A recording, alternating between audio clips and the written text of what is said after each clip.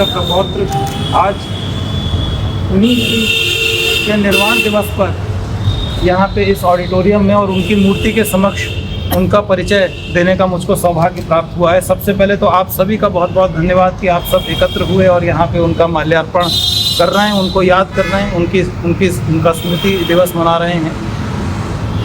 आपका जन्म हुआ था 1890 में 25 नवंबर कामारथी गली बिहारीपुर में माता राम प्यारी जी और पंडित बांकेलाल जी के यहाँ, और बहुत गरीब परिवार से आप बिलोंग करते थे। जब होश संभाला तो एक छप्पर था सर पे और एक कुआं था, और आपने सिर्फ राम नाम लेके राम कथा के बल पे पूरा साम्राज्य राधे श्याम भवन कामारथी गली से लेके गवर्नमेंट इंटर कॉलेज तक पूरा राधे श्याम भवन खड़ा कर दिया आपने। और मात्र 17 वर्ष की आयु में आपने रामायण लिखी, जो कि 1907 तक पूरी हो गई थी। और आपके अपने जीवन काल में राधे श्याम प्रेस भी आपने स्थापित करी मात्र 13 रुपये से 1920 में, और 2 करोड़ रामायण की प्रतियां छपके और विक्रय हुई, जिसके लिए उत्तर प्रदेश सरकार ने राधे श्याम पोस्ट ऑफिस की भी स्थापना करी राधे श्याम भवन में, और बीपीपी से रामायण पूरे संपूर्ण भारत में जाती थी। आज भी उनकी मृत्यु के 63 वर्ष बाद कभी कभार हमारे पास चिट्ठी आ जाती है कि उनकी रामायण, उनकी कृष्णायण, उनकी महाभारत हमको बाई पोस्ट से भेजें। और पूर्वी उत्तर प्रदेश में आज भी बहुत प्रचलित है। रामलीला भी होती है जगह जगह, अनगिनत रामलीलाओं में आपके सब लिखे हुए संवाद और आपकी लिखी हुई रामलीला के सारे सब खेले जाते हैं। और राधे श्याम भवन में आपके रहते कई लोग, कई विभूतियाँ, कई धार्मिक लोग पधारे। चारों जगत गुरु शंकराचार्य जी आए, आनंदमयी माँ करपात्री जी महाराज, बाबा नीम करौली जी महाराज सब आए। हमारी माता जी कहती हैं कि उनको सौभाग्य प्राप्त हुआ है बाबा नीम करौली जी महाराज के चरण छू के उनको भोजन कराने का। और भारत के पूर्व राष्ट्रपति डॉक्टर राजेंद्र प्रसाद जी, शंकर दयाल शर्मा जी, ये सब लोग वहाँ पधारे, और पृथ्वीराज कपूर जी भी वहाँ आ चुके हैं। तो एक तरह से राधे श्याम भवन सिर्फ एक भवन नहीं, एक सांस्कृतिक विरासत बनी, और उनके रहते ये सारे कार्य हुए। तो और बाबा यानी पंडित जी स्त्री शिक्षा के भी बहुत बड़े समर्थक थे। उन्होंने अपने जीवन काल में विद्या विनोदिनी और प्रवेशिका की परीक्षाएं उस ज़माने में यही हुआ करती थी, करवाईं, और अपने ही घर के सारे पौत्र पौत्रियों को, किसी को MA, किसी को BA, किसी को MA, ये सब करवाया उन्होंने। और 50 पुस्तकें उन्होंने लगभग लिखी, और 150 से अधिक पुस्तकों का संपादन भी किया इन्होंने। केवल हिंदुस्तान में ही नहीं, विदेशों में भी आपने जो है वो किया। नेपाल नरेश के यहाँ आपने कथा कही, राजघरानों में भी आपने कथा कही, अलवर नरेश और आपके बीकानेर, महाराजा बीकानेर, उन्होंने ही ये सम्मान आपको दिया था, समय समय पर भेजते संतों को श्री राम, वाल्मीकि तुलसी हुए तुलसी राधे श्याम, ये सम्मान उन्होंने दिया था। 1922 में शायद लाहौर में विश्व धर्म सम्मेलन हुआ था, जिसमें मंगलाचरण के लिए आपको बुलाया गया था।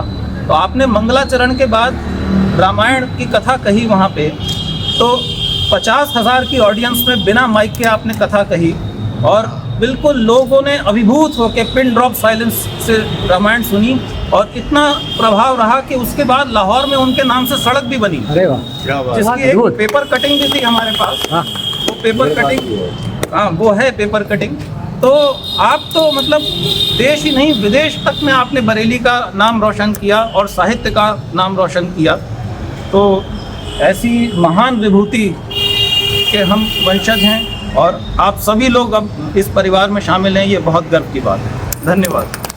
15-20 साल से ही हम लोग हर साल उनके जन्मदिन पे भी, पुण्यतिथि पे भी कार्यक्रम करते आ रहे हैं, और बड़े बड़े लोगों को हमने उसमें बुलाया और उनको पंडित राधे श्याम कथावाचक के नाम से सम्मानित भी किया रोटरी भवन में। उसमें आपकी मम्मी भी आती थी और काशीनाथ जी भी आते थे, सब लोग आते थे। तो वो कार्यक्रम में हम लोग ये प्रस्ताव रखते थे हमेशा, त्रिवेदी जी से पूछिए कि कोई राधे श्याम जी की द्वार बने, कोई मूर्ति लगे, कहीं पे कोई भवन बने।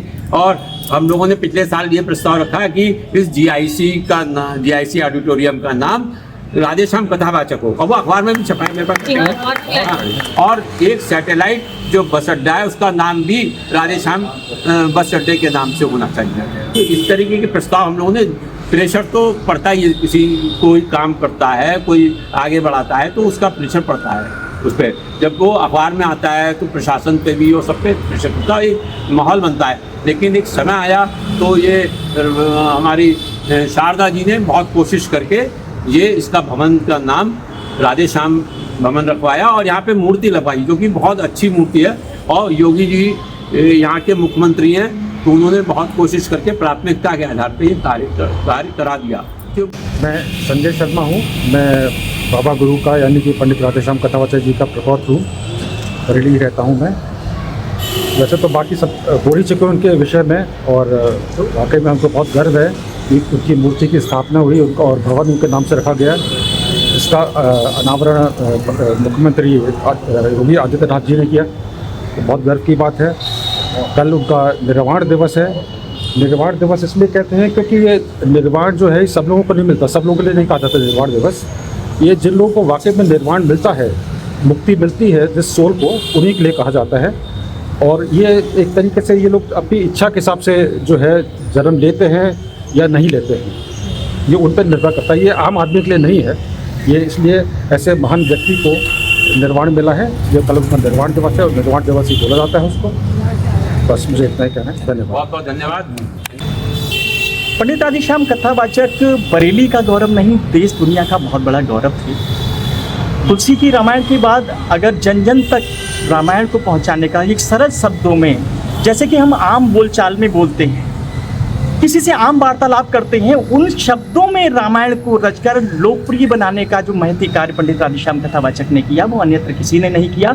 जैसे कि कुछ संवादों के माध्यम से देख सकते हैं, चल निकल यहाँ से चांडालन, किसने तेरी मत मारी है। ऐसा लगता है जैसे किसी से बात हो रही हो, जो निर्मल साफ रूई के लिए बनकर आई चिंगारी है। तो ऐसा इतने सरल शब्द, एक ऐसा अनोखा काव्य जिसका मंची परिप्रेक्ष्य भी है, उसका मंचन भी कर सकते हैं। संवादों में इतना सशक्त प्रभाव है कि आप पंडित राधे श्याम कथावाचक की रामायण को उठाकर संवादों के माध्यम से अगर आप प्रस्तुत करते हैं, और हो ही रहा है। अगर ये कहा जाए कि भारतवर्ष में रामलीलाओं को शब्द देने का काम अगर किसी ने किया है तो वो पंडित राधे श्याम की रामायण ने किया है। उससे पहले रामलीला एक तरह से मौन थी, उसके पीछे कुछ लोग जो है रामायणी चलकर उसको शब्द देते थे। लेकिन जब से पंडित राधे श्याम कथावाचक की रामायण आ गई तो पात्रों को संवाद मिल गए और मंच पर वो धमक पंडित राधे श्याम कथावाचक के संवादों के माध्यम से दिखाई दी।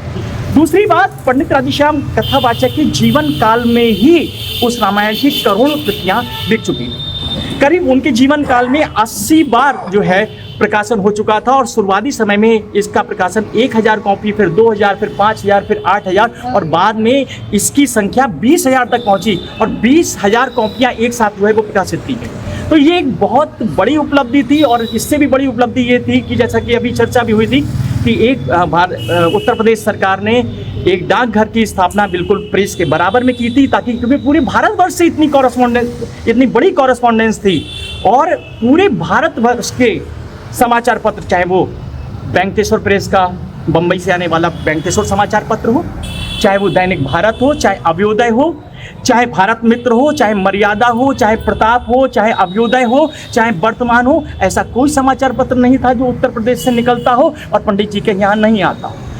ये रिकॉर्ड में है, रिकॉर्ड में दर्ज है। और दूसरी बड़ी उपलब्धि देखिए, पंडित जी का जो कद है आज उसकी व्यापक चर्चा नहीं हो पाती है। पंडित जी नेपाल नरेश, जो उस समय रामेश्वर सिंह जो है नेपाल नरेश थे, उनके यहाँ गए और उन्होंने कथावाचस्पति की उपाधि दी, और उस समय जो है पुरस्कार स्वरूप उन्होंने 4 चांदी की बाल्टियों में सिक्के उनको दिए। ये एक उस समय की बहुत बड़ी जो है उपलब्धि थी। महाराजा ऑफ बीकानेर, जिन्होंने वो लिखकर भेजा था, समय समय पर भेजते संतों को श्री राम और वाल्मीकि तुलसी भय, तुलसी राधे श्याम, ये बीकानेर महाराजा ने दिया था।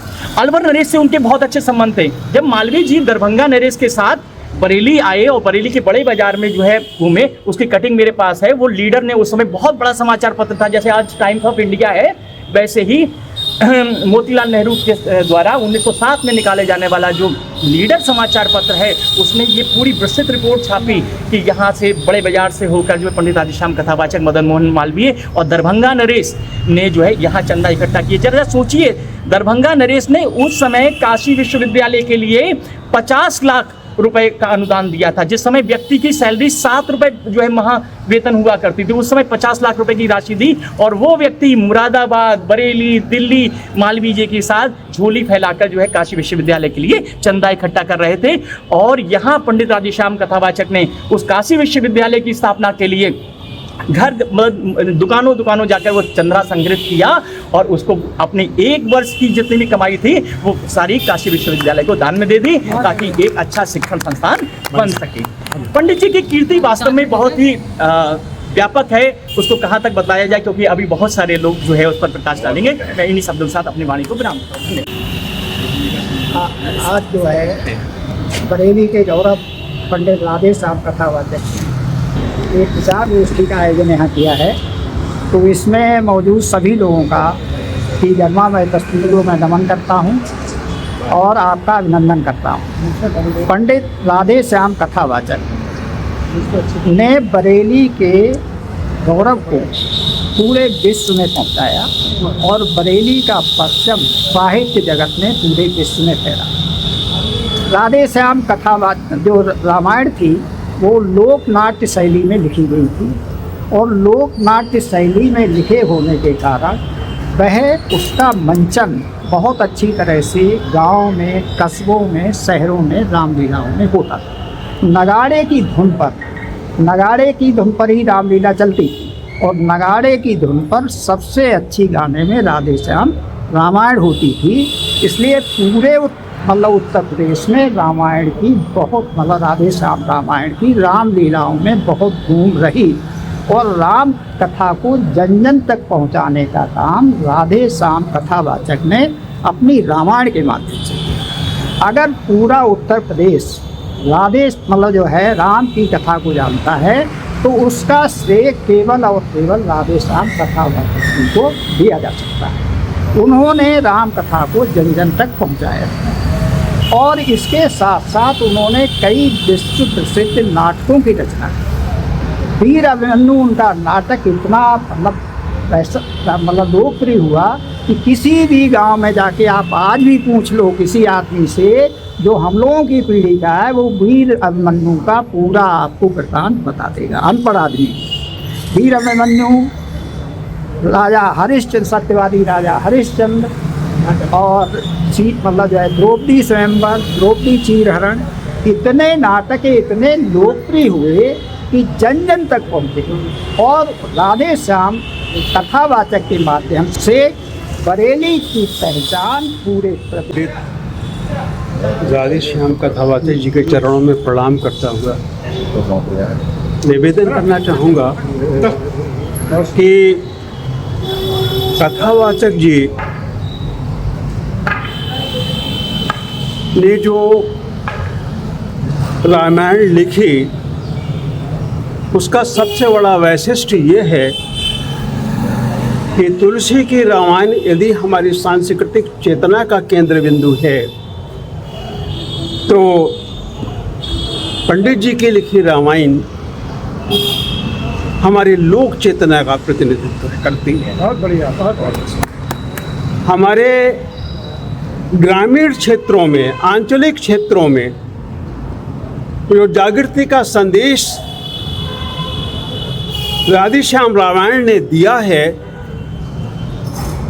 और निरंतर उस चेतना को बनाए हुए है, उसके प्रति हम राधेश्याम जी के चिर ऋणी रहेंगे। हमारा समाज ये ऋणी रहेगा कि किस प्रकार से राम कथा के चरित्र हमारे जीवन में उतरते हैं, उनकी नैतिकता का हम, उनके मर्यादा का हम अपने आचरण में सम्मिलित करते हैं। ये सबसे बड़ी विशेषता है।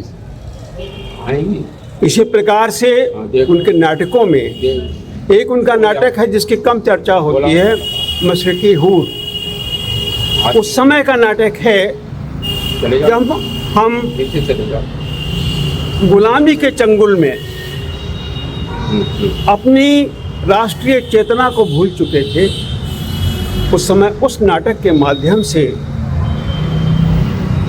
अन्याय के विरुद्ध, अत्याचार के विरुद्ध, शोषण के विरुद्ध मशरकी हूर की नायिका हमारे सामान्य संघर्ष का, विद्रोह का शंखनाद करती है।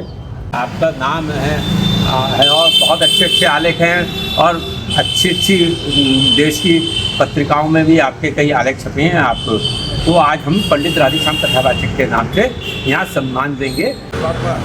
आपको आज दिनांक 25 अगस्त 2026 को पंडित जी की पूर्ण स्मृति में पंडित राधेश्याम कथावाचक स्मृति सम्मान से सम्मानित कर हम सब गौरवान्वित हैं।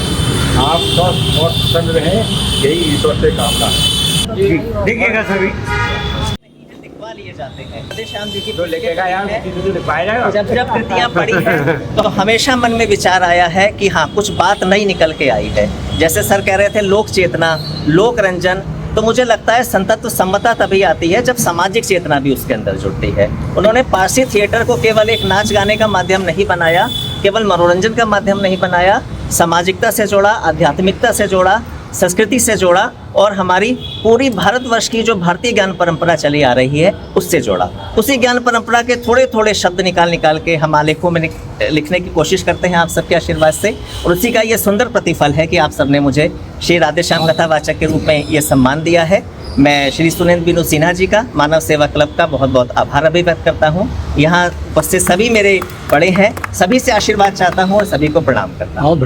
आपकी जय हो।